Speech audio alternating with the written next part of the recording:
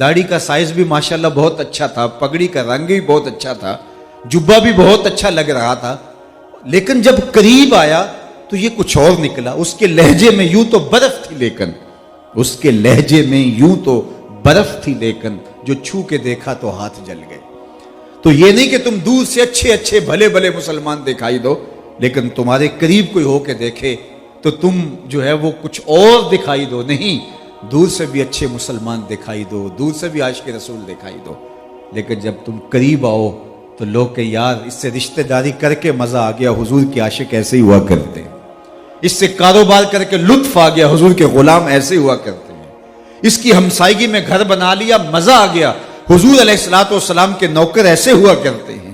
تمہارے رویے موہ لیں دلوں کو، تمہارا طرز معاشرت جو ہے وہ لوگوں کو قریب کر لے۔ تم جب کسی کے پاس بیٹھو تمہارے وجود سے حضور کے پیار کی خوشبو آنا شروع ہو جائے۔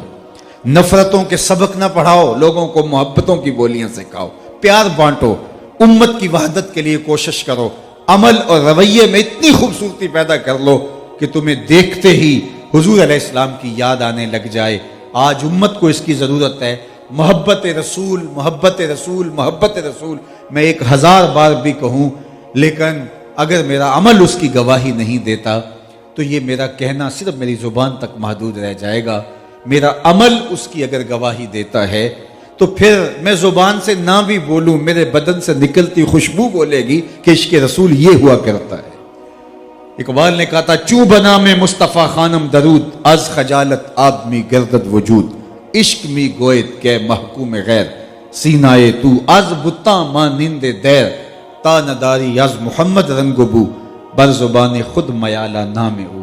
اور میرے شیخ نے اس کا ترجمہ یوں کیا، یاری لا تو پاک نبی سنگ، اے پر پوری یاری، یاری لا تو پاک نبی سنگ، اے پر پوری یاری، پھر درود قبول ہے تیرا لکھ نہ لوں ایک باری۔ تو ان سے تعلق باطن اتنا مضبوط اور اتنا دل آویز پیدا کیا جائے تو حضور کا لایا ہوا نظام دین، نظام شریعت، حضور علیہ السلام کا طریقہ سب سے پہلے ہم اپنے اوپر نافذ کریں، اپنی نسل پر نافذ کریں، پھر اس کی خوشبو پھیلنا شروع ہو جائے گی۔ اور آقا کریم علیہ السلام کی زندگی کردار سے عبارت ہے۔ 63 سالہ حضور کی حیات ظاہریہ ہے۔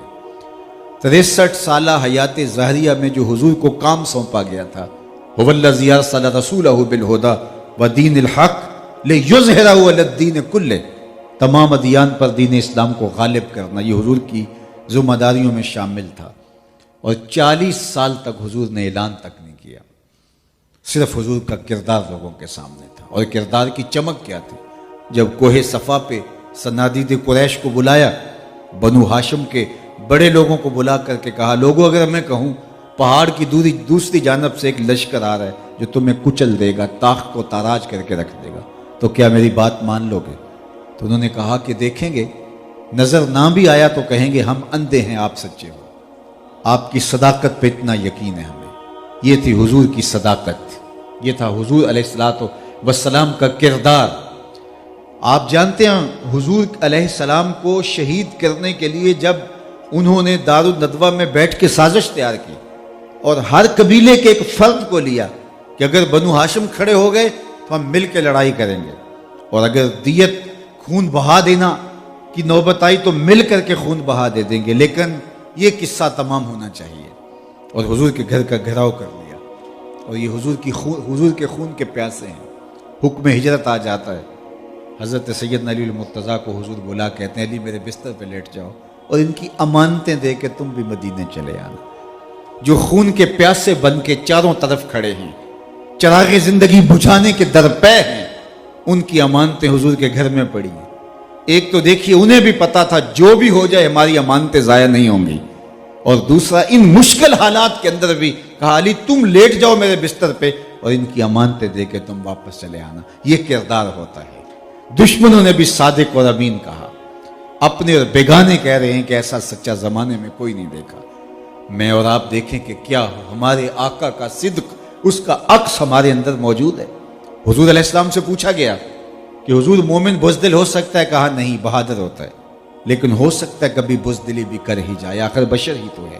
پھر پوچھا گیا مومن بخیل ہو سکتا ہے؟ کہا نہیں، سخی ہوتا ہے، لیکن ہو سکتا ہے کبھی بخل بھی کر جائے.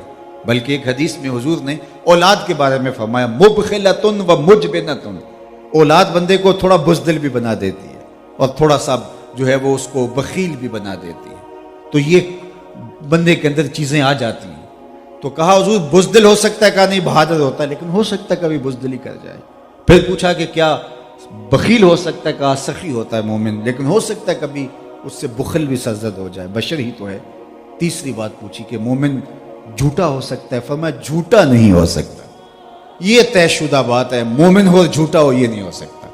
میں اور آپ دیکھیں کہ ہم کیا جھوٹ کے خوگر تو نہیں ہیں، اور ہم قدم قدم پہ جھوٹ بولیں.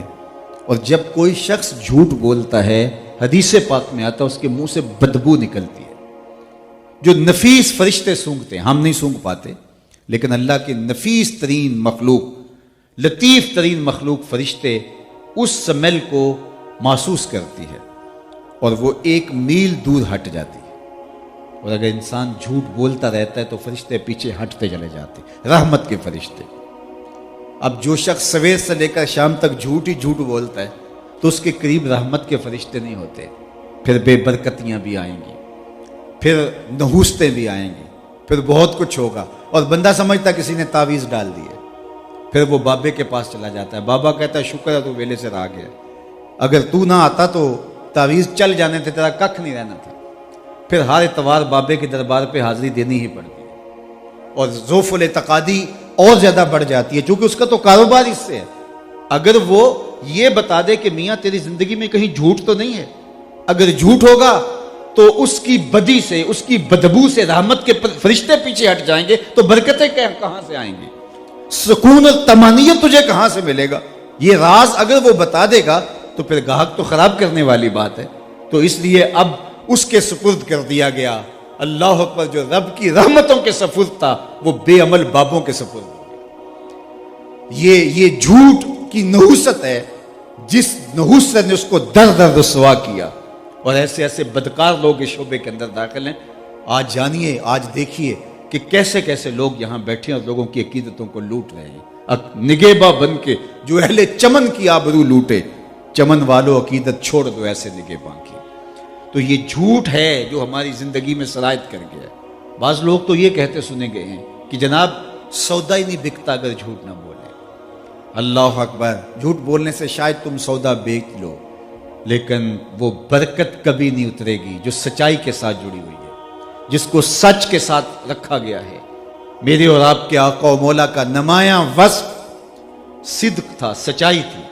ایک امتی ہونے کا حق تبھی ادا کر سکتا ہے کہ اس کے اندر یہ وصف موجود ہو. جب حضور علیہ السلام پر پہلی وحی نازل ہوئی تو ام المومنین حضرت خدیجہ الکبریٰ رضی اللہ تعالی عنہا سے حضور نے کہا زملونی، مجھے چادر اڑا دو، مجھے سردی محسوس ہو رہی ہے. تو انہوں نے ایک جملہ حضور سے کہا تھا، 7-8 اشیاء پر مشتمل مختلف احادیث کا خلاصہ ہے. کلا واللہ لا یخزیک اللہ ابدا، اللہ کی قسم آپ کبھی بھی بے آبرو نہیں ہو پائیں گے. انک لتصل الرحم، اس لیے کہ آپ صلہ رحمی کرتے ہیں. وتصدق الحدیث، اور آج تک آپ کی زبان سے کبھی جھوٹ نکلا ہی نہیں ہے. جب بھی بولتے ہیں سچ ہی بولتے ہیں. وتحمل الکلہ، اور جس کا کوئی بوجھ اٹھانے والا نہیں اس کا بوجھ آپ اٹھاتے ہیں. وتکسب المعدوم، اور جس کا کوئی کمائی کرنے والا نہیں اس کی کفالت آپ اپنے ذمہ کرم پہ لے لیتے ہیں. اللہ اکبر. وتقری الضیف، اور مہمان نوازی آپ کا وتیرہ ہے، آپ کی زندگی کا اسلوب ہے. وتعین علی نوائب الحق، اور راہ حق کے مسافروں کی آپ مدد کرتے ہیں. اور ایک حدیث میں وتود الامانہ، اور آپ امانت کی ادائیگی کا جو حق ہے وہ ادا کرتے ہیں. تو جب یہ وصف آپ کے اندر پائے جائیں گے تو پھر آپ کبھی بھی زندگی کے اندر ناکام نہیں ہوں گے. اللہ کے محبوب علیہ السلام نے ایک دن وضو فرمایا اور صحابہ وضو کے پانی کو زمین پر نہیں گرنے دے رہے. یہ محبت آپ نے کبھی کسی کے لیے